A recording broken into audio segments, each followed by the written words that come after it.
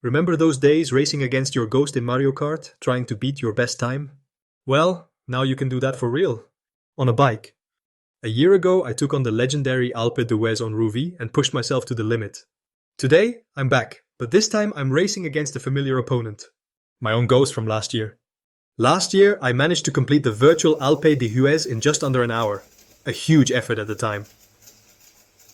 Since then, I've put in countless hours on the bike, consistently training 3 to 4 days a week. I wasn't sure if I could beat my time, but this year, things feel different. As I prepare to start my Alpe d'Huez ride on Rouvy, I toggle the compare with my PR option to race against my previous best. If you're using Zwift, you can do the same with the holo replay feature by selecting personal best. The countdown begins, and I can already feel the excitement. It's time to see if all that training pays off. The next few minutes I show you some highlights during this race against myself. At the end of the race, I will share the most important data changes, and I will share some important links so you can ride the Alpe d'Huez for free and even get 50% discount on your plan. I began the climb a bit ahead of my ghost, having ridden faster on the flat section. But as always, the real challenge starts with the climb itself. I'm feeling good, but I know this climb well. The toughest parts are still ahead. At first, I pulled away confidently, but as the climb went on, that familiar ghost began closing the gap. Here we go. My ghost is closing in. This is where things get serious. I started to wonder, was I really struggling that much more this year? Just when it seemed like my ghost might overtake me, I found my rhythm. I caught my ghost's wheel and decided to push harder, passing it with a burst of determination. It's all or nothing now.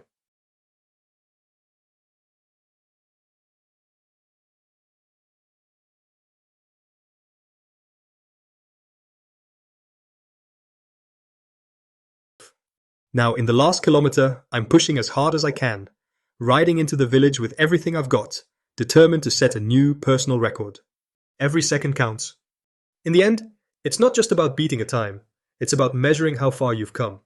And this year, I proved to myself that with hard work, progress is always possible.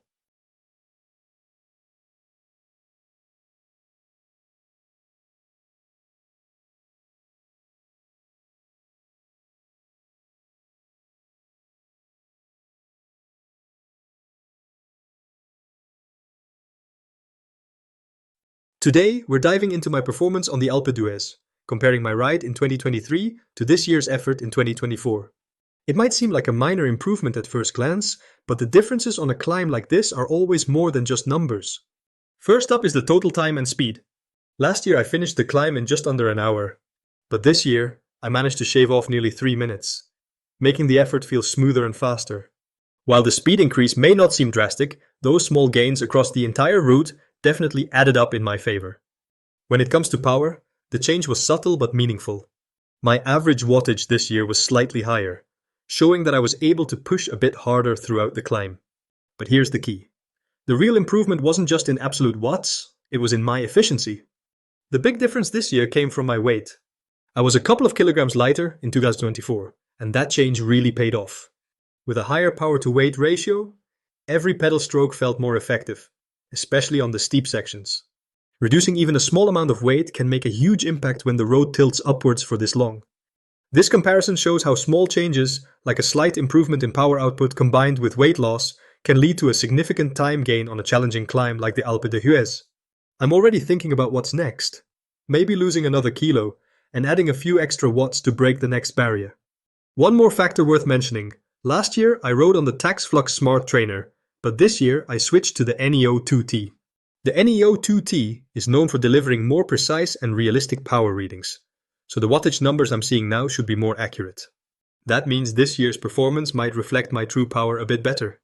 Speaking of gear, I'm already thinking about my next upgrade. Right now, I'm saving up for a Wahoo Smart Trainer combined with a Zwift frame. In my opinion, that setup offers the best look and feel on the market right now.